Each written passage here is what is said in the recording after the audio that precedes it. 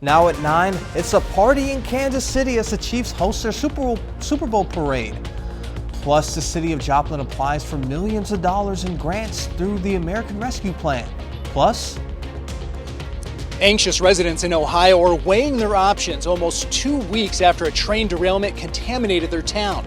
I'm Garrett Tenney in East Palestine, Ohio, with the details coming up. The 4 states' most watched news starts now. Thank you all for joining us tonight. I'm Jalen Banks. The city of Joplin continues planning for public works projects, hoping to be approved for millions in state and federal grant money. KOAM Shagun Bomdali has more. At this week's work session, Joplin City Council says the remainder of requests for $81 million in grants have been filed. So far, $25.6 million has been awarded. So originally, the city of Joplin, much like other cities across the United States, received a direct allocation from ARPA, which is American Rescue Plan Act. The city received just under $13.8 million.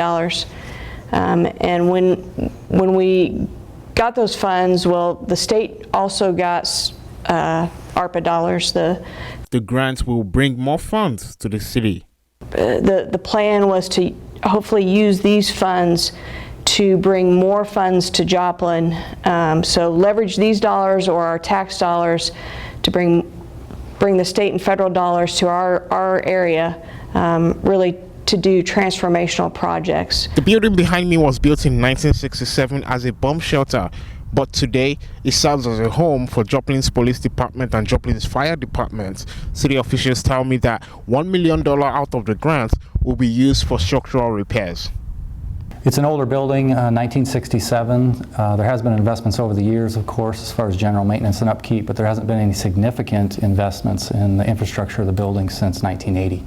Robine says the renovation comes as some equipment isn't working properly. Well, we can't order or replace parts on much of that equipment any longer because of their age, and some of that equipment is malfunctioning or doesn't even work. So we invest in that equipment every year to maintain the building as a whole, but there are systems within that building that are failing or have failed that we need to replace. Reporting in Joplin, Shagun Bomdali, KOAM News. The council also heard a report on the status of the streetlight installation. Meteorologist Sam Lane joins us with a first look at the weather. Thank you very much, Jalen. It's been a busy afternoon and evening here in the Weather Center. We've been monitoring and tracking some storm activity down in Oklahoma. In fact, we're going to take a look at some of the velocities. Tornado warning continues for southwestern Hughes County. This goes until 9:15. You can see the circulation here. Red indicates where wind is blowing away from the radar and green towards the radar. So right now, just to the west of Allen, that's where the center of that circulation is. It's going to continue to move up towards the north and east. And this storm activity is part of a larger complex that's going to be advancing to the north and east later on tonight. Now, we're not expecting any tornadoes in our area, but we're going to keep an eye on it. Instead, that tornado watch or severe thunderstorm watch actually is in effect until 10 o'clock tonight. We also have winter weather advisories just to our north and west and winter storm warnings further to the north and west. And I'll tell you what all that means in our forecast when we come back in just a bit. Chiefs fans packed Kansas City's Union Station and surrounding streets today to celebrate the Super Bowl champs. The celebration began with a parade. A crowd in a sea of red lined the route through the heart of Kansas City to see their team. Players, coaches, and other Chiefs dignitaries rode on double-decker buses, or in some cases walked, to cheers and confetti. The more than 2-hour parade ended at Kansas City's Union Station, where some Chiefs heroes spoke to the crowd. I'll tell you what, there's some great cities in America, but there's no place you'd rather be and no greater place to be than right here, baby. You are the kingdom, and let's give it one for the world. How about those Chiefs? How about those Chiefs indeed? Some Chiefs fans in Pittsburgh decided to gather for a lunch at a local restaurant to support their favorite team during the winning parade today. KOAM Jean Haldela had talked with some of the fans and staff and has more. Go Chiefs! Chiefs fans once again gathered at the pit in Pittsburgh to support their favorite team during the parade. Yeah, we had a great turnout today. I think most people went to the parade. Everybody that's here today probably had to work, probably took Super Bowl Monday off. So, but it was a great turnout. Kevin Schubach has held a season ticket for more than 20 years. His family has enjoyed the past years, to say the least. Being a long-suffering Chiefs fan for 50 years and then having this happen, 2 Super Bowl wins in the last 4, it's more than I could ever hope for. While his son made the journey to watch the rally live, both get to hear the players' speeches. I'm sure that Travis Kelce will have some good sound bites. I'm looking forward for that. Another local season ticket holder decided to use his lunch break to watch and says the win feels different this time. The pressure was not there from the beginning, so like everything this year, anything was just kind of a plus as opposed to, I mean, we've already done it, so this just proved a lot that we can have a little bit different team and still be elite, still be okay. May says it's always fun to watch Chiefs games with the 40 to 50 people who become regulars on Sundays. It's almost like you have a group of people that go and tailgate together.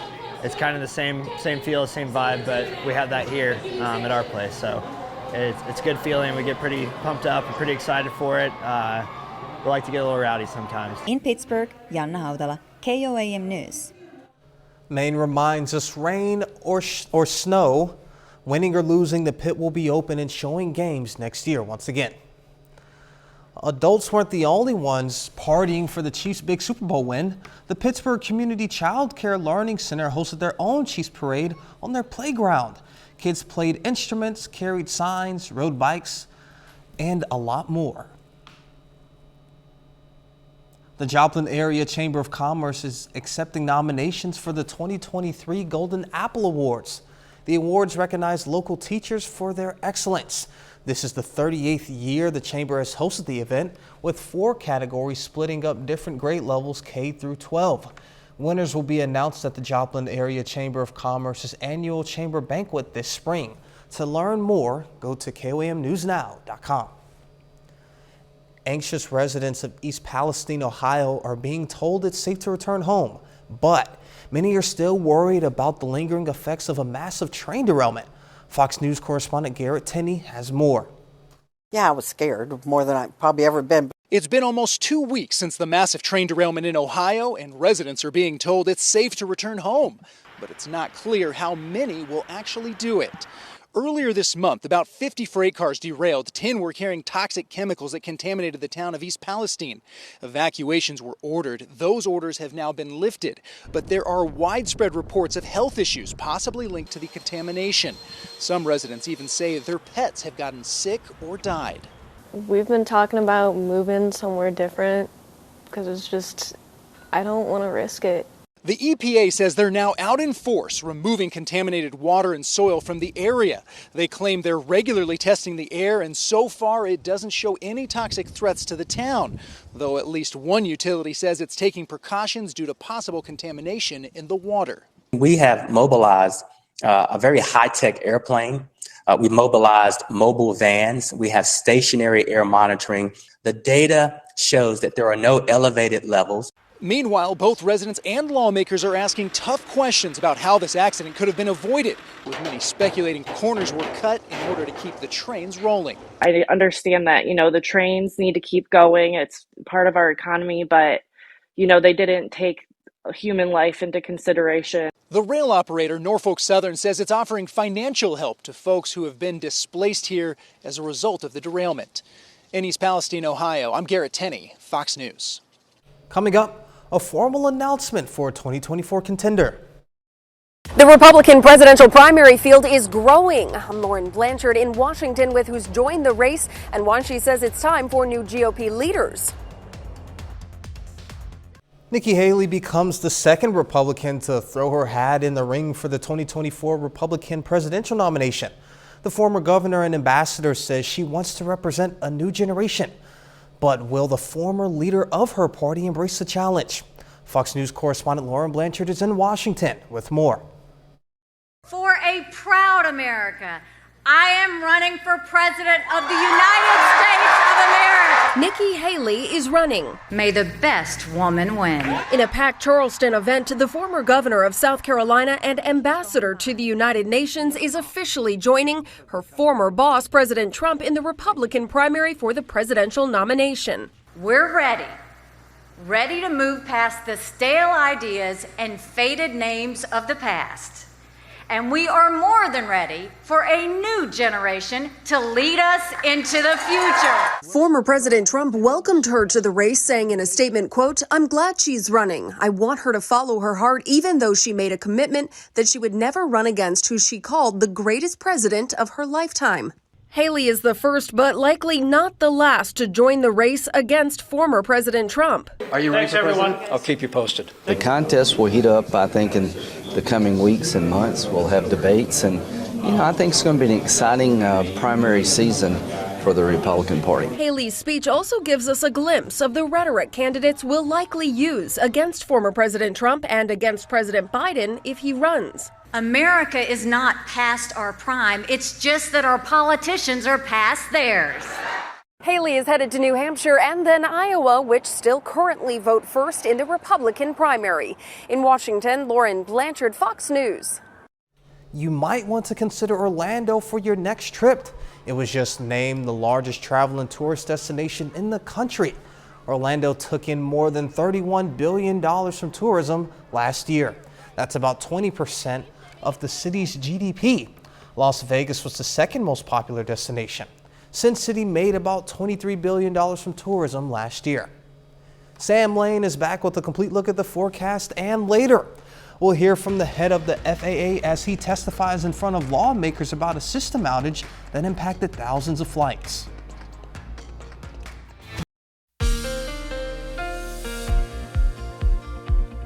Well, there has been a variety of weather across the 4 states today, with some places staying in the 30s and other places getting close to 70 degrees this afternoon. Right now in Seneca, Missouri, the Indigo Sky Casino and Resort, mostly cloudy skies with some storms off to the south and west of there. And we're going to see those showers and storms move into our area later on tonight.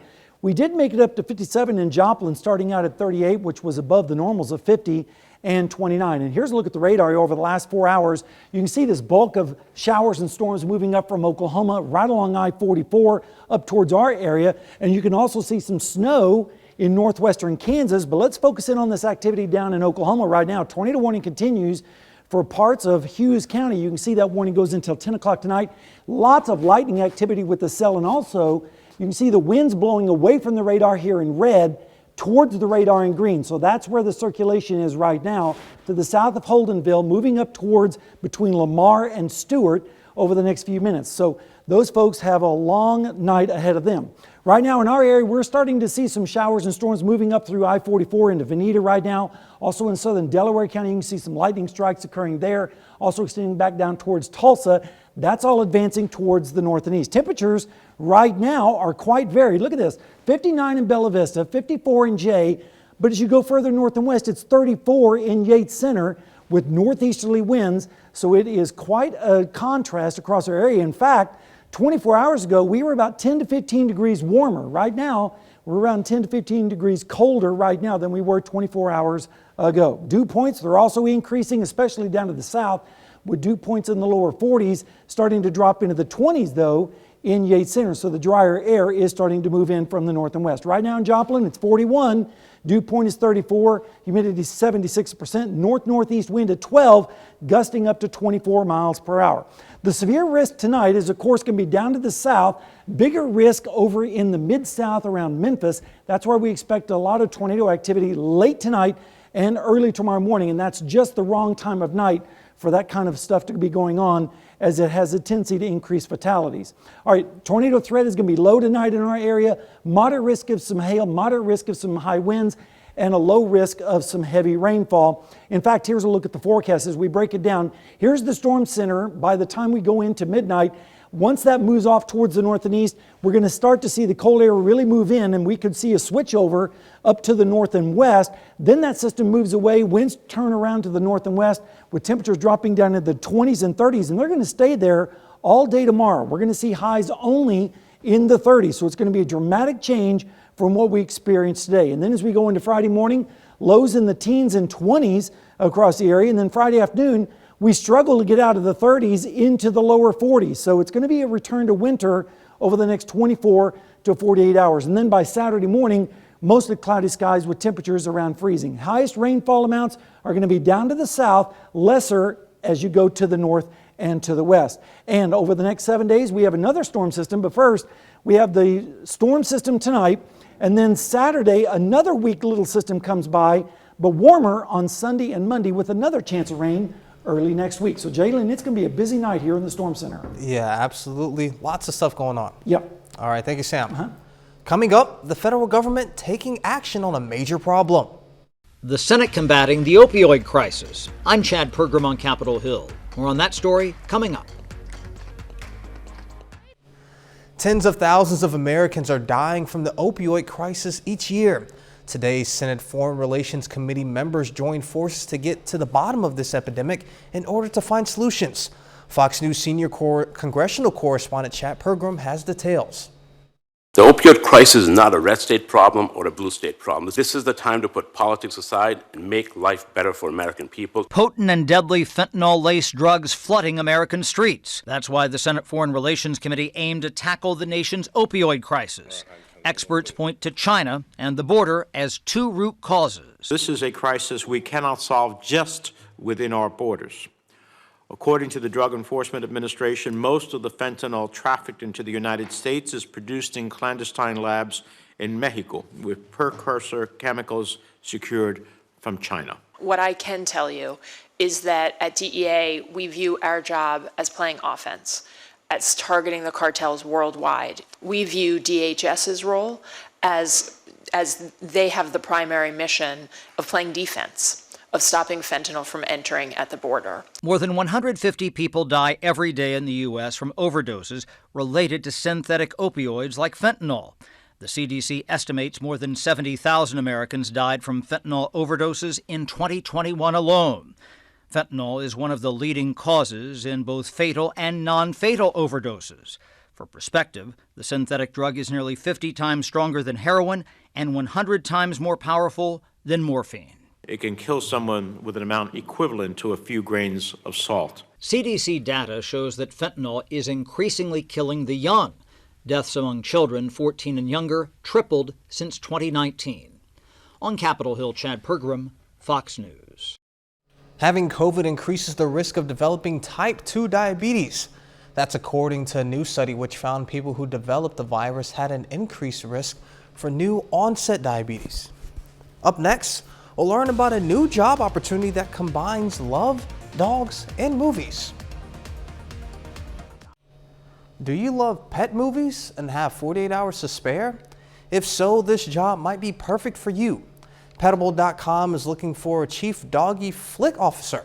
The company, which helps people get their pets certified as emotional support animals, is looking for someone to watch 10 hours of dog movies and write a review of them.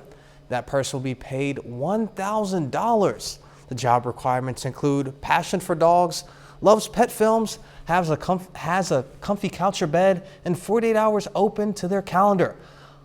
A pet to keep them company is recommended but not required. You can apply online at petable.com. Applications are open until March 6th. 30 more minutes of news, weather, and sports coming your way. Coming up, some marijuana-related cases are getting expunged in Missouri. Plus, well, China's now making threats against the United States following the recovery of that spy balloon. I'm Jillian Turner at the White House. I've got the details next. according to the Supreme Court, the Missouri Supreme Court, more than 3,500 cases relating to marijuana have been expunged since the start of the month. KOAM's Amber Jenkins spoke with Newton County prosecuting attorney about what expunged means. Now that recreational marijuana is legal in Missouri, marijuana charges are on the court's chopping block for expungement or dismissal. For cases that were already pending, it was still illegal when that crime was committed, when they were in possession of that amount of marijuana. However, we have taken upon ourselves those cases which are now expungible. We are going through and dismissing those. We operate on a very tight budget, and we have decided to use our limited time and resources on other crimes. Expungement and dismissal are used interchangeably, but are different processes. An individual who pled to the crime is eligible for expungement, whereas dismissals are for cases that didn't reach trial. Our main concentration has been the cases that are still pending. So we are going through and kind of systematically reviewing those and dismissing the ones that would be eligible for expungement. And the expungement process is a little bit separate. That's handled by the court clerk, and she is going through those, and we are reviewing those eventually as well. The expungement and dismissal of cases can be seen as a stepping stone for decreasing stigma and decriminalization. I think that's a step towards the right direction. And with the treatment courts here in place in Joplin, I think that is a huge factor in helping decriminalizing and helping people with substance use problems. Rather than institutionalizing individuals for marijuana, more focus will be on drugs destroying communities, like opioids. Somebody with a marijuana charge should be expelled from work, and I know there was there have been cases where people have been in jail and institutionalized for marijuana. And I think, there's more fish to fry than a marijuana charge. Reporting in Joplin, Amber Jenkins, KOAM News. The Newton County prosecuting attorney wants to remind everyone that driving under the influence is still illegal. Individuals using recreational marijuana should not operate a vehicle. Some Joplin drivers can expect a detour on a busy road for a short time. Starting today, South North Park Lane in Joplin is closed from 7th Street to 3rd Street for the Canterbury Improvement Project. City officials say the road will be closed for around 10 days, depending on weather. They say they're making several storm water improvements for the installation of a box culvert, ditch improvements, and a new storm sewer. Businesses and residents will still have access to the road. Public meetings kicked off the travel venue needs assessment for the Joplin's Convention and Visitors Bureau. They're holding 2 public meetings this week as a part of the assessment to evaluate venues within Joplin's group travel region for future marketing opportunities. Public engagement is the first phase of their work to shape the regional tourism market for the city. Any large group that travels by caravan, bus, sports teams, reunions, large groups move together. So what do we do well with what we have? What could we do better with what we have? And then if we need to build something, what would that be and how do we make that programming happen? The next meeting will be tomorrow from 5 p.m. to 7 p.m. at the Council Chamber of Joplin City Hall. All are welcome to join. Some area kids today had the chance to learn about the arts. Connect to Cultures hosted the entire 4th grade Joplin schools as a part of the organization's new Ignite series. The series seeks to ignite a passion for arts and culture outside of the classroom by providing performances which engage, educate, and inspire area students and their families. The Secret Agency is all about finding intelligence in every single one of us. It's a bit silly and it's a bit of fun. It teaches kids about the genre of hip hop and a little bit of history, but it also just encourages them to be themselves, to feel comfortable with being themselves. The Secret Agency performed for the kids. They host interactive hip hop performances combining music, storytelling, dance, and imagination to encourage kids to value their unique individuality. Consumer prices in January rose 6.4% over last year. The number shows that inflation is moderating at slightly less than December's increase of 6.5%, though it's higher than economists' predictions. Core inflation, which includes food and energy costs, increased at an annual rate of 5.6%, also higher than economists had predicted. More than 6 million American children are at risk for losing their health care coverage. That's according to a new report published by the Georgetown Center for Children and Families.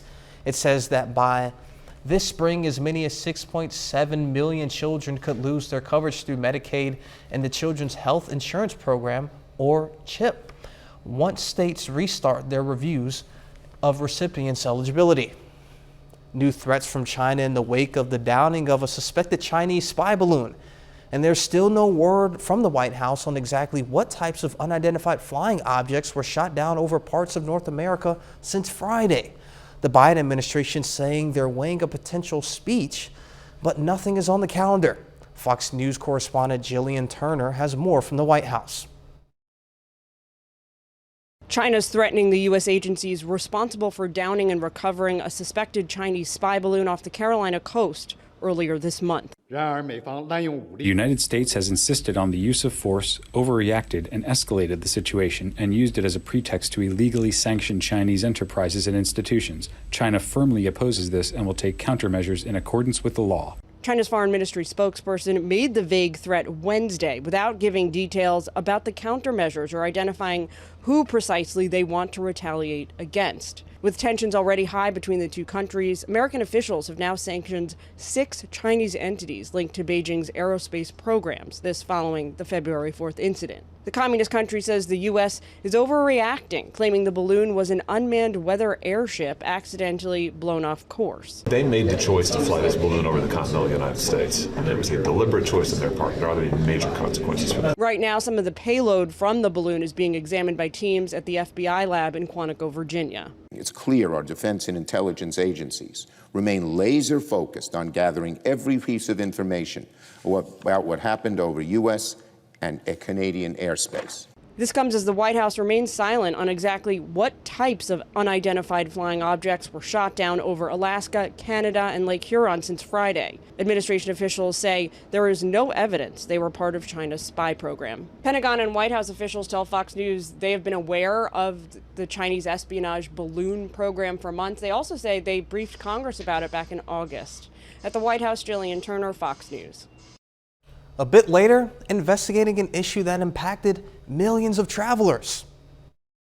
The head of the Federal Aviation Administration was grilled on Capitol Hill Wednesday after a system failure left thousands of flights canceled or delayed last month.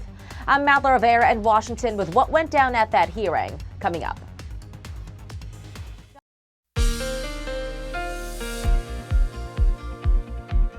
Well, after a quiet afternoon, things have gotten a little bit busy here in the Weather Center with storm activity is mainly down to the south. We'll show you that on radar right now. You can see on Skywatch Tracker radar. We are watching some storms developing in Oklahoma, moving up towards the north and east into the very southern parts of our viewing area. We're also watching winter weather across northern Kansas. And now we have a new tornado watch that's been issued over in eastern Arkansas. So it's getting a little bit active. Let's take a little closer in view of these storms down in Oklahoma. Tornado warnings continue for this cell until 10 o'clock. This is for just to the north and west of Stewart. Also, you can see a little bit of a circulation here just east of I-75 or Highway 75 there, west of McAllister in Pittsburgh County. That's moving off towards the north and east, and that warning goes until 10:15. Closer to home, we do have some storms starting to move into southern Delaware County. These are not severe. We're not anticipating a lot of severe weather or tornado activity with this, but we're going to continue to monitor as it continues to move up to the north and east into Delaware County and then eventually on over into parts of northwestern Arkansas. Temperatures right now are quite varied. Look at this, 34 in Yates Center, but it's 61 in Bella Vista. So there is quite a change in temperatures across our area. That's because there is a front draped across our region, and that's the focusing mechanism for those storm activity.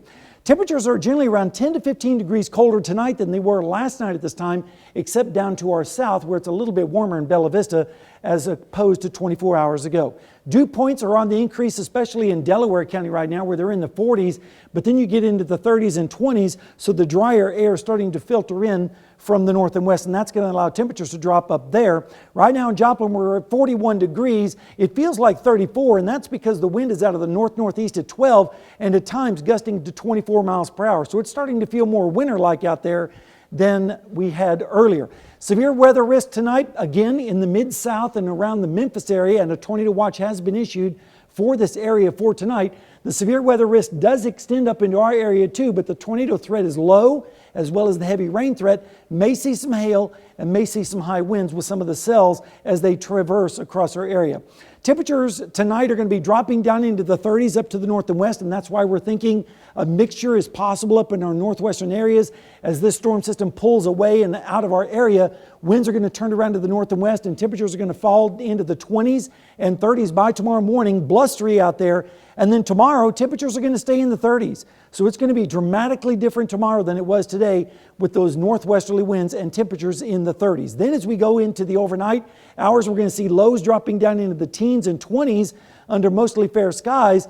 And then as we go into Friday afternoon, temperatures are going to struggle to get into the lower 40s. So it's going to be more winter-like over the next couple of days, but a warm-up is on its way. And on Saturday, we'll see lows in the 30s with increasing clouds. Heaviest precipitation tonight is going to be down to the south and east, lighter amounts to the north and west. And we're going to take a look at the next 7 days, and here you go. Storms tonight, maybe some flurries and light snow up in the northwestern sections tonight into the early hours of tomorrow, and then another round of maybe winter mix on Saturday. But look at Sunday, 62 degrees and partly cloudy skies, and another chance of rain early next week. Jalen? I'm sure you're having a lot of fun with this. Oh, yeah, it's keeping me on my toes. All right, sounds good. Thank you, Sam. Still ahead, searching for answers in East Lansing, Michigan. As police search for a motive, the community here at Michigan State is remembering those lost in Monday night's mass shooting. I'm Mike Tobin in East Lansing. The latest coming up. Police continue to search for answers as to why a gunman opened fire on the campus of Michigan State University Monday night. Meanwhile, the community there is in mourning. Their sense of security left shattered. Fox News senior correspondent Mike Tobin reports from East Lansing. An act of unspeakable gun violence has occurred in our nation, this time in our community. Communities across Michigan gathering to mourn the loss of 3 MSU students killed in Monday night's campus shooting. 20-year-old Alexandria Verner was a junior studying to be a forensic scientist. 19-year-old sophomore Ariel Anderson dreamed of becoming a surgeon. And 20-year-old Brian Frazier was president of his fraternity. He was just the nicest, most genuine person. I mean, I know that I always had someone to talk to if I needed it. Police say 43-year-old Anthony McRae opened fire on campus, firing at random before fleeing the scene and ultimately turning the gun on himself. McRae had a history of mental illness and would not have been able to own a gun, but he had a felony charge dismissed back in 2019. Now the MSU community is left shattered, with people trying to make sense of this tragedy. I'm a mother of 4 daughters. I don't have a child in college yet. I can't fathom what these parents endured, whether their child was a victim. Feels like you hear about this all the time, and actually experiencing it, it's hard to realize what's actually happening to you in the moment. One memorial on campus spray painted with the words, "How many more?" You can just try to get back to as normal as possible, which it seems like will be nearly impossible, but just gotta hope for change at this point. We will rally. I mean, we're Spartans, we're strong. 5 more students remain hospitalized in critical condition. In East Lansing, Michigan, Mike Tobin, Fox News. And our thoughts and prayers are certainly with them. We'll be back with more after this. The acting head of the FAA is on the hot seat on Capitol Hill today, with senators grilling him over recent near-miss disasters at airports and computer glitch that led to last month's stoppage of air traffic. Fox's Madeline Rivera reports on what went down at the hearing and has more from Washington. Southwest Missouri, confirm on the road. This reenactment video shows 2 planes narrowly avoiding disaster at Austin International Airport earlier this month. A Southwest flight and a FedEx cargo plane were cleared to use the same runway and came roughly 100 feet of each other before the FedEx pilot aborted their landing. We've seen several very concerning near misses that were almost mass fatality crashes. The incident is just one of several close calls that the Senate Commerce Committee aimed to address Wednesday. In the hot seat, the acting head of the Federal Aviation Administration, Billy Nolan, who defended the safety of U.S. air travel. We've gone 14 years, without a fatal accident. That's nearly 230 million flights. But the FAA is under growing scrutiny after a technology system that provides safety alerts for pilots failed last month. All departing flights across the country were grounded for the first time since 9/11. Nolan says the Notice to Air Missions, or NOTAM system, went down when contractors updating it accidentally deleted files.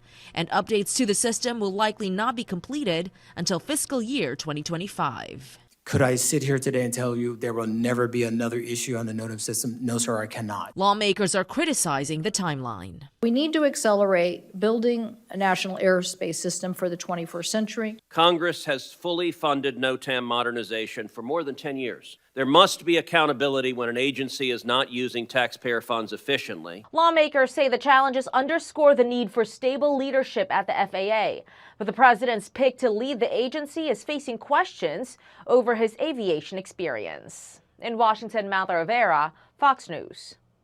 Ford is pausing production of its popular F-150 Lightning electric vehicle to investigate a potential battery issue. A spokesperson said so far the company is unaware of any incidents out on the roads. This comes a day after Ford announced it is investigating $3.5 billion into a new battery plant in Michigan.